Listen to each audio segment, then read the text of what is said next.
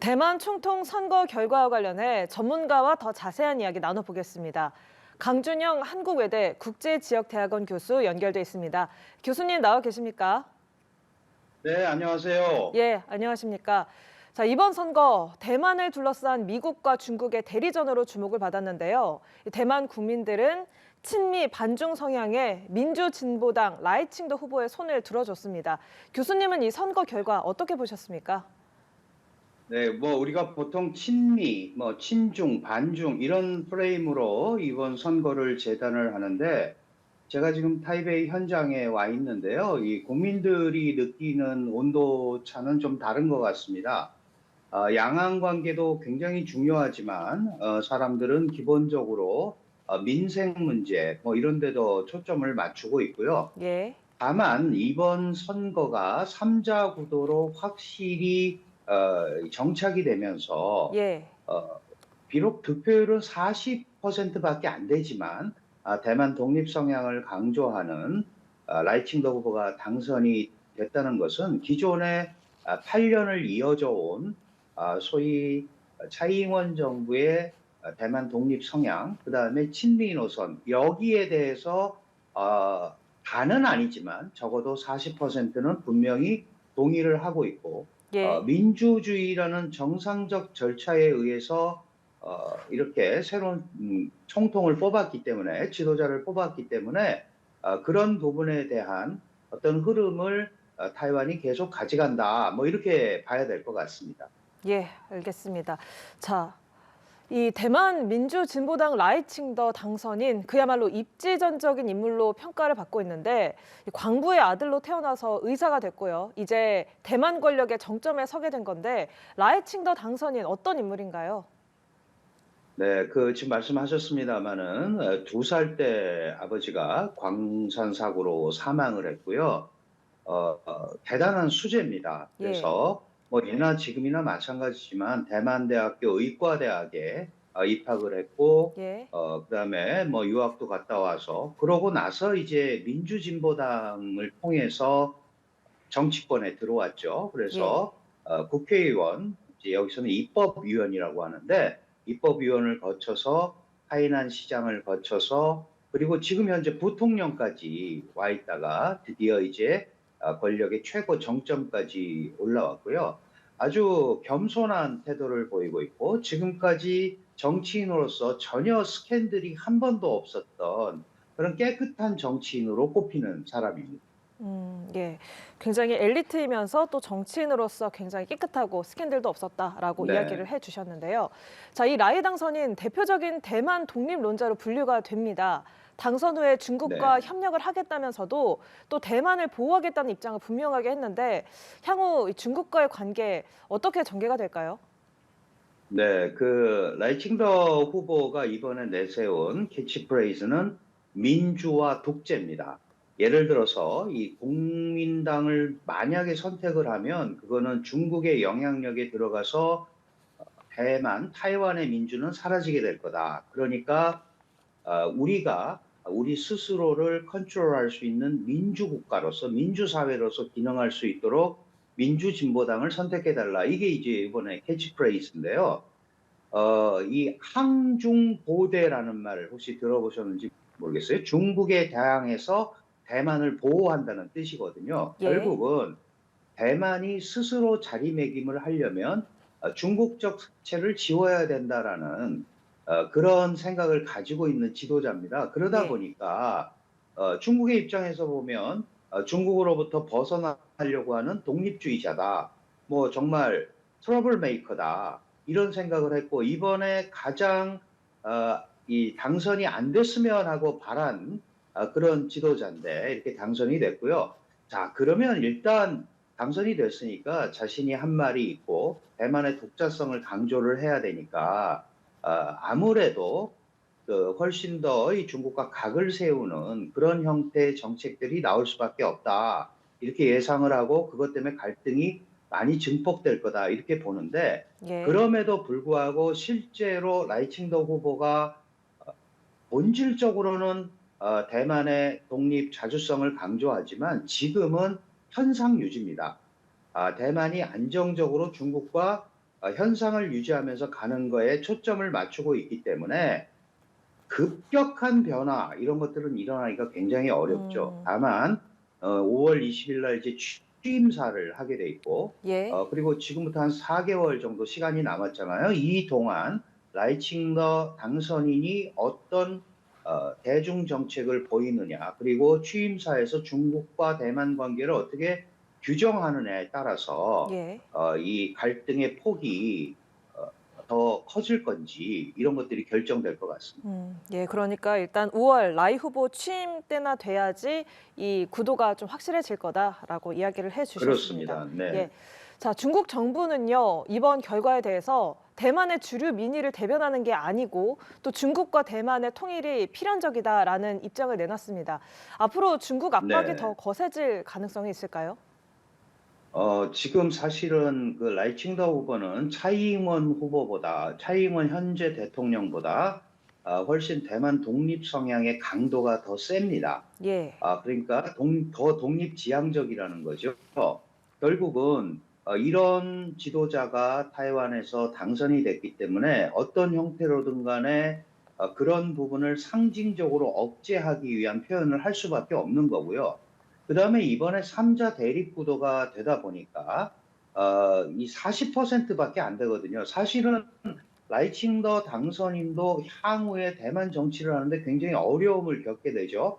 과반수도 못 넘었고 특히 민진당이 제1당에서 의회 제1당에서 제2당으로 떨어졌단 말이죠. 예. 그러면 행정부와 입법부 간에 여러 가지 마찰도 예상이 되고 있는 상황이고 이제 이런 상황에서 중국은 이 중국으로부터 벗어나려고 하는 행동이 계속되면 될수록 대만이 힘들어진다라는 메시지를 보내는 거죠. 예. 그리고 40%를 대만 전체의 민이라고 할 수는 없다. 이런 원론적이고 상징적인 말로 대만에 메시지를 보낸 거다. 이렇게 보면 될 것 같습니다. 예, 알겠습니다. 이번 결과에 따라서 일단 이 대만에 대한 미국의 영향력이 커질 거고 또 중국과의 관계가 악화될 가능성이 있어 보이는데 중국이 보다 더 강력한 경제 제재에 나설 거라는 전망도 나옵니다. 실제 대만에서 네. 중국의 경제적 의존도 얼마나 됩니까? 사실 타이완의 그 중국 의존도는 공식적으로 나오진 않지만 네. 50% 이상이 되는 걸로 알려져 있고요. 50% 이상이다. 꽤 이미 상당하네요. 예, 50%. 네.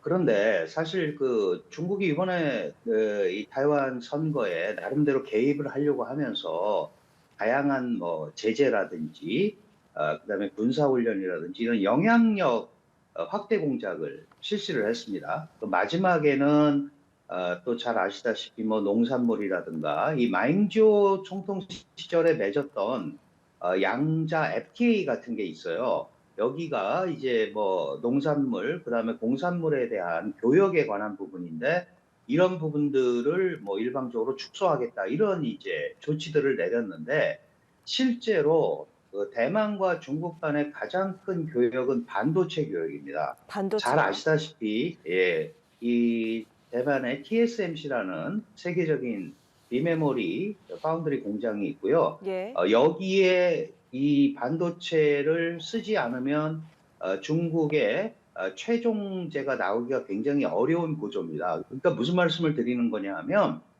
핵심적인 사안에 대해서는 중국도 제재하기가 어렵고 농산물이나 이런 걸 가지고 이제 상징적으로 메시지를 전하는데 결정적으로 이런 대만에 타격을 입힐 만한 그런 거를 지금 당장 하기는 음. 굉장히 어려울 거다. 예. 제가 이제 5월 20일 취임사까지 말씀드렸습니다만은 그게 끝나면 사실은 올해 11월에 이제 미국의 대통령 선거가 예. 예, 있잖아요. 대선이 있죠. 예. 미국 대선까지 지켜보면서 중국이 향후에 어떻게 대만 정책을 할 음. 것인지 이거를 결정을 할 거기 때문에 그렇게 갑자기 급격한 변화는 안 일어날 거다. 다만 지금까지 해왔던 것보다는 완화되지는 않겠죠. 왜냐하면 자신들과 잘 지내겠다고 하는 국민당 후보가 낙선을 했기 때문에 지금까지 각을 세워왔던 민진당 그리고 민진당 당선인에 대한 정책은 현재 또는 현재 이상으로 조금 더 강화될 소지는 음. 충분히 있다. 이렇게 말씀드릴 수 있습니다. 예, 알겠습니다. 자, 이번 대만 선거에 대해서 미국의 반응이 조금 오묘합니다. 일단 미국 정치권은 일제히 환영 메시지를 내놨는데 이에 반해서 바이든 대통령은 대만 선거 결과에 대해서 우리는 대만 독립을 지지하지 않는다라고 짧게 반응을 내놨습니다. 이 바이든의 네네. 반응은 어떤 의미라고 봐야 될까요? 사실은 이제 미국과 중국이 여러 가지 갈등을 하고 있는데 그중에 중국이 가장 핵심으로 삼고 있는 게 바로 이 대만 문제거든요. 특히 대만에 대한 암묵적 지지 때문에 대만에서 독립주의자들이 활개를 치고 있다. 이게 다 미국 탓이다. 이게 이제 중국의 입장이에요. 그러다 보니까 중국은 미국이 배후에서 대만을 지지하면서 독립 분위기를 고양시키고 그걸 가지고 중국을 견제하고 있다. 이렇게 보고 있거든요. 예. 그래서 그 부분에 대한 바이든은 기본적으로 미국은 양안 관계가 어느 일방이 일방적으로 현상을 변경시키는 데 대해서 반대한다라는 전통적 입장을 원래 가지고 있습니다. 그럼 무슨 예. 말씀이냐 하면 중국도 무력이라든가 이런 걸 통해서 대만을 제압하려고 하는 것이 현상 변경인 거잖아요. 예. 마찬가지로 대만도 이 독립을 선포한다거나 독립지향적으로 과도한 정책을 펼치는 것은 현재 양안 관계를 변경하려는 음. 시도다. 그런 의미에서 우리는 대만이 독립을 하면서 양안 관계 현상을 변경을 시도하는 데 대해서 미국도 반대한다라는 메시지를 예. 중국한테 보여주면서 기본적으로 관리, 음. 그러니까 이 미중 간의 갈등이 충돌로 비화하지 않도록 관리하겠다라는 메시지를 음. 던졌다. 이렇게 보면 될 것 같습니다. 예, 그러니까 바이든 대통령은 현상 유지에 초점을 두겠다라는 메시지를 던진 거다라고 말씀을 해 그렇습니다. 네. 주셨습니다. 자, 그리고 우리나라를 비롯해서요, 해마다 전 세계 컨테이너 선박의 절반 가까이가 이 타이완 해협을 통과합니다. 이 해협의 군사적 긴장이 높아지면 주변 정세에 어떤 영향을 줄 수밖에 없지 않을까요? 그렇습니다. 이 군사적 긴장이 높아지면은 사실은 그 수송로에도 결정적인 문제가 생길 뿐만 아니라 해상 수송로에도 또 하나는 그 사실 한반도 문제에 미국과 중국이 가장 큰 영향을 끼치고 있잖아요.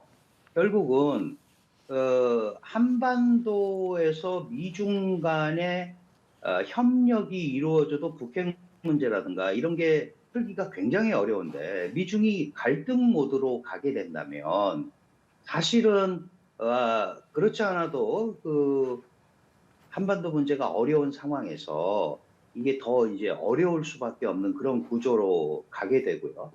특히 혹시 양안에서 무력 충돌이 생긴다거나 이래서 미중 간의 직접 충돌로 이어지게 된다면 한미 동맹 차원에서 미국에 대한 지원 이런 부분을 우리가 또 나름대로 일정한 역할을 해야 되는 상황이 생길 거고요. 예. 그것 때문에 김정은의 북한의 오판을 불러일으켜서 우발적 도발이라든가 또는 우발을 가장한 도발이라든가 이런 것들이 이어진다면 한반도도 굉장히 불안해지는 거죠.